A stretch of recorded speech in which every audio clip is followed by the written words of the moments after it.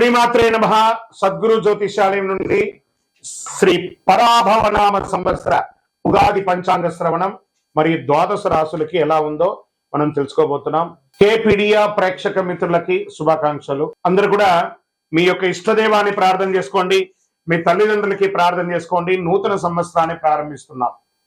ఎన్నో ఆశలతో, ఎన్నో కోరికలతో ఎప్పుడెప్పుడు వస్తుంది తెలుగు ఉగాది శుభాకాంక్షలు అందరికీ చెప్తామా? ఈ ఉగాది సంవత్సరం నాకు ఎలా ఉండబోతుంది, నా జీవితం ఎలా ఉండబోతుంది, ప్రపంచం ఎలా ఉండబోతుంది, ఆర్థికం ఎలా ఉండబోతుంది, వ్యవసాయం ఎలా ఉండబోతుంది, జీవితాలు ఎలా ఉండబోతున్నాయి, విద్యలు ఎలా ఉండబోతున్నాయి, వర్షాలు ఎలా ఉండబోతున్నాయి, రాజకీయం ఎలా ఉండబోతున్నాయి అని ప్రతి ఒక్కరికి ఒక క్వశ్చన్ మార్క్స్ ఎప్పుడు ఉగాది కోసం ఎదురు చూస్తున్నటువంటి మా ప్రేక్షక మిత్రులందరికీ కూడా పేరు పేరున శుభాకాంక్షలు. ఇప్పటి వరకు మా యొక్క ఛానల్ని ఆరాధిస్తూ, ప్రోత్సాహం చేస్తూ, సబ్స్క్రైబ్ చేస్తూ, ఈ ఛానల్లోని విశేషాలు అందరికీ మీ మిత్రులకి అందరికీ తెలుపుతూ ఉన్నటువంటి మీ యొక్క గొప్ప మనసుకి ధన్యవాదాలు. ప్రతి ఒక్కరికి కూడా పరాభవనామ సంవత్సర శుభాకాంక్షలు.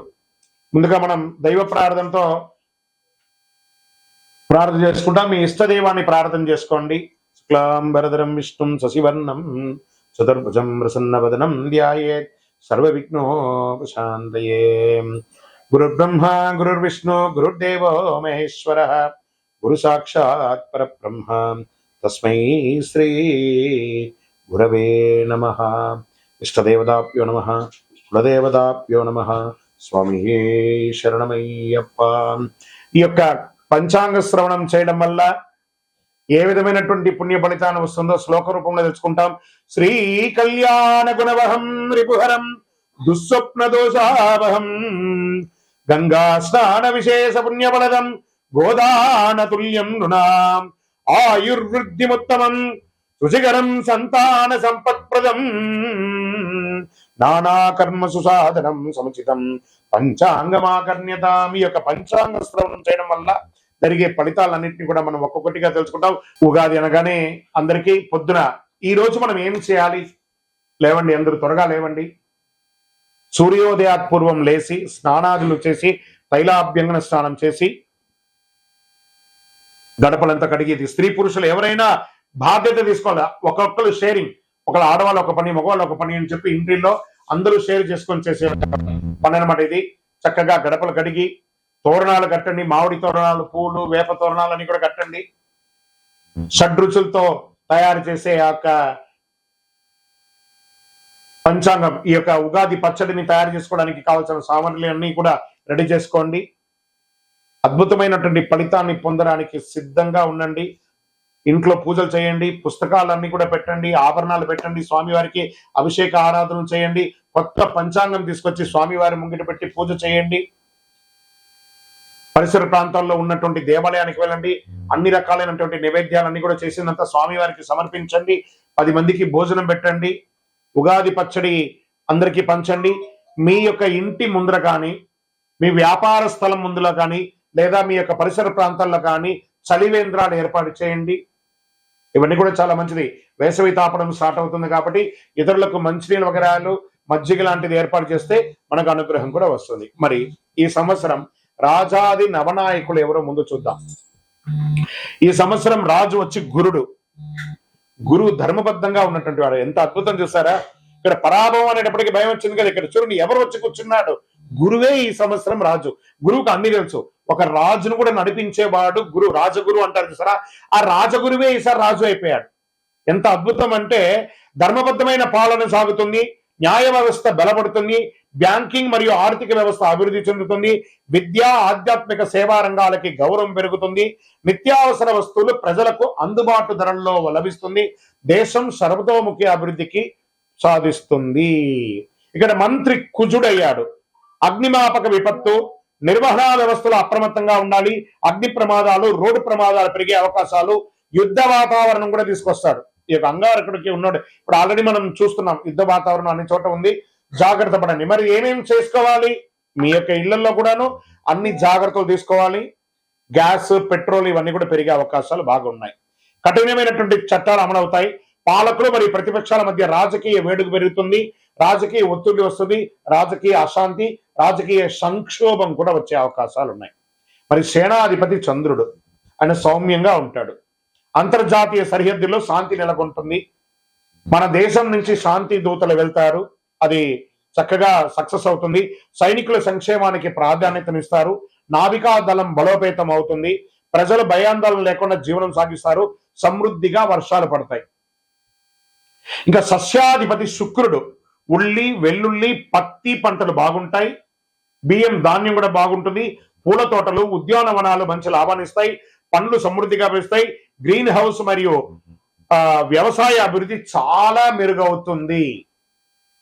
ఇంకా ధాన్యాధిపతి బుధుడు అయ్యాడు. Online grocery, agri, e commerce వ్యాపారస్తులు బాగా పెరుగుతాయి. అకాల వర్షాలతో నిల్వ ధాన్యాలకు కొంత ఇబ్బందిగా వచ్చే అవకాశాలు ఉన్నాయి. లాజిస్టిక్ మరియు సరఫరా వ్యవస్థలందు అభివృద్ధి పెరుగుతాయి. చాలా కొరియర్ సర్వీస్ కానీ, ట్రాన్స్పోర్ట్స్ కానీ చాలా అద్భుతంగా అవుతుందని కూడా చెప్పచ్చు. ఇంకా అర్ఘ్యాధిపతి చంద్రుడయ్యాడు. ఆర్థిక వ్యవస్థ స్థిరంగా ఉంటుంది. వడ్డీ రేట్లు సామాన్యులకి అందుబాటులో ఉంటాయి. వ్యవసాయానికి అనుకూల వర్షాలు పడతాయి. ఎఫ్ఎంసీజీ మరియు ఫార్మా రంగం వారికి, మెడికల్ రంగం వారికి చాలా అద్భుతంగా ఉంటుందని కూడా చెప్పడం జరిగింది. మేఘాధిపతి కూడా చంద్రుడే. ఈసారి 3 వచ్చారనమాట ఆయనే. అనుకూల వాతావరణం పరిస్థితులు, నైరుతి మరియు ఈశాన్య ఋతుపవనాలు బలంగా ఉంటాయి. సమృద్ధిగా వర్షాలు పడతాయి. రిజర్వాయర్లు మరియు ప్రాజెక్టులు నిండిపోతాయి. కొంత ఓవర్ఫ్లో కూడా అయ్యే అవకాశాలు ఉన్నాయి. రైతులకి అనుకూలమైనటువంటి కాలం. కుడి ఎడమ కాలువలన్నీ కూడా నిండుగా వెళ్ళి అన్ని పక్కల పంటలు 2 నుంచి 3 పంటలు తీసుకునే అవకాశాలు ఎక్కువ కనబడుతున్నాయి. ఇంకా రసాధిపతి సూర్యుడు. నువ్వులు, నూనె, బెల్లం ధరలు స్థిరంగా ఉంటాయి. ఉప్పు ధరలు నియంత్రణలో ఉంటాయి. ఫార్మసిటికల్ మరియు రసాయన ఎరువులు ధరలు పెరిగే అవకాశాలు ఉన్నాయి. ఆహార కల్తీపై ప్రభుత్వ దాడులు జరిగే అవకాశాలు ఉన్నాయి. దీనికి ఎక్కడ వచ్చి కూర్చోనంటే హోటల్స్ బాగా చూసుకోండి. ఈ యొక్క ఫాస్ట్ ఫుడ్స్ ఏరియాల్లో ఇవన్నీ ఉన్నాయి చూసారా, ఎక్కడ పడితే అక్కడ దీంట్లో అంతా కూడా కల్తీలు బయటపడతాయి, జాగ్రత్త. నీరసాధిపతి శుక్రుడు. లగ్జరీ వాహనాలు, విదేశీయ బ్రాండ్ వినియోగాలు, ఎలక్ట్రానిక్ ఫోన్స్, కాస్మెటిక్స్, సిల్క్ వస్త్రాలు గిరాకీ పెరిగే అవకాశాలు ఉంటాయి. పూజా సామాగ్రిలు, కర్పూరం, అగరబత్తి, గంధం అమ్మకాలు పెరుగుతాయి. వజ్రాలు, ముత్యాలు వ్యాపారంలో లాభాలు ఉంటాయి. గోల్డ్ అండ్ సిల్వర్ లో మిశ్రమంగా ఉంటుంది. ఇంకా రాజాది ఉపనాయకులు ఉన్నారు. వారి ఫలితాలు పంచాంగ శ్రవణంలో కేవలం నవనాయకులకే కాకుండా ఉపనాయకులు కూడా చాలా ముఖ్యమైనది. ఇది ఆధారంగా దేశంలో వాణిజ్యం, ప్రజల జీవన విధానం, ఆరోగ్యం, వర్షాలు, మార్కెట్ పరిస్థితులు ఎలా ఉండబోతాయో తెలుసుకుంటాం మనం. పశుకాలకాధిపతి ఎవరైనా ఉన్నారంటే చంద్రుడు. ఈసారి చంద్రుడికి చాలా అవకాశాలు ఉన్నాయి. పశు సంపద అభివృద్ధి చెందుతుంది. పాల ఉత్పత్తి, డైరీస్ పెరుగుతుంది. డైరీ పరిశ్రమ చాలా లాభాల్లో ఉంటుంది. రైతులకి ఆదాయం పెరుగుతుంది. ఇంకా వనాధిపతి శుక్రుడు.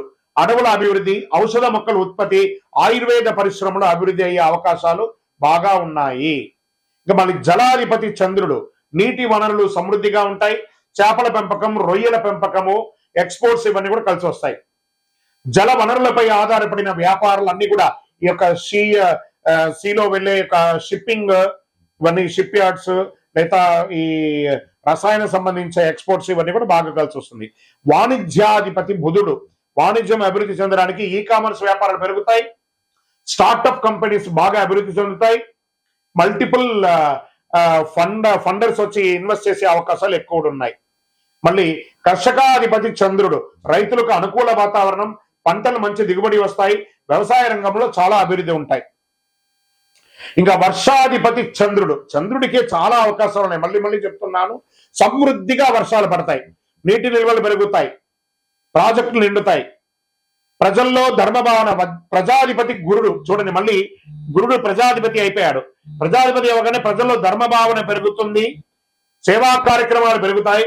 సామాజిక శాంతి నెలకొంటుంది. ఇది రాజాది నవనాయకుల యొక్క ఉపనాయకుల యొక్క ఫలితాలు. ఈ సంవత్సరం ఎక్కడ కూడా చూస్తే నెగిటివ్స్ తక్కువ కనబడుతున్నాయి, పాజిటివ్స్ ఎక్కువ కనబడుతున్నాయి. కొంత యుద్ధ వాతావరణం తప్ప అది కూడా కాంప్రమైజ్ అయిపోతుంది. టెన్షన్ పడాల్సిన అవసరం లేదు. కాస్త ఆర్థిక సంక్షోభం ఉంటుంది, ఇంటర్నేషనల్ లెవెల్లో ఉంది కాబట్టి అది చెప్పడానికి కొంచెం బాధగానే ఉంటుంది, కానీ ఇబ్బంది పడాల్సిన ఈ యొక్క దీంట్లో. ఇప్పుడు మేషాది ద్వాదశ రాజులకి రాజపూజ్యం, అవమానం, ఆదాయం, వ్యయం. మరి మేషరాశి వారికి రాజపూజ్యం 2, అవమానం 4, ఆదాయం 11, వ్యయం 5 అన్నారు. మరి ఏం చేయొచ్చు? వీళ్ళకి తీపి ఒగరు మిశ్రమంగా ఉంది. ఇది వచ్చి సంఖ్య మాత్రమే, ఇది మీ జీవితం కాదు. బాగా గుర్తుపెట్టుకోండి. ఇది గోచార ప్రకారమే చెప్తున్నాను. మీ వ్యక్తిగత జాతకంలో చూస్తే సంపూర్ణంగా ఈ సంవత్సరం ఎలా ఉందో చూడొచ్చు. వృషభ రాశి వారికి రాజపూజ్యం 5, అవమానం 4, ఆదాయం 5, వ్యయం 4. చాలా బాగుంటారు. మిథున రాశి వారికి రాజపూజ్యం 1, అవమానం 7, ఆదాయం 8, వ్యయం 11, మిశ్రమం. కర్కాటక రాశి వారికి రాజపూజ్యం 4, అవమానం 7, ఆదాయం 2, వ్యయం 11. సింహరాశి వారికి రాజపూజ్యం 7, అవమానం 7, ఆదాయం 5, వ్యయం 5. మీరు మిశ్రమం, అలాగే మిడిల్ గా ఉంటారు, జాగ్రత్తగా ఉండాలి. కొంచెం డేంజర్ బెల్ ఉంది, జాగ్రత్త. కన్యా రాశి వారికి రాజపూజ్యం 3, అవమానం 3, ఆదాయం 8, వ్యయం 11. ఇక్కడ చూడండి, వీళ్ళకి కొంచెం చేదు తీపి కొంచెం మిశ్రమంగా ఉంది. తులారాశి వారికి రాజపూజ్యం 6, అవమానం 3, ఆదాయం 5, వ్యయం 4. తీపి ఎక్కువ ఉంది కదా.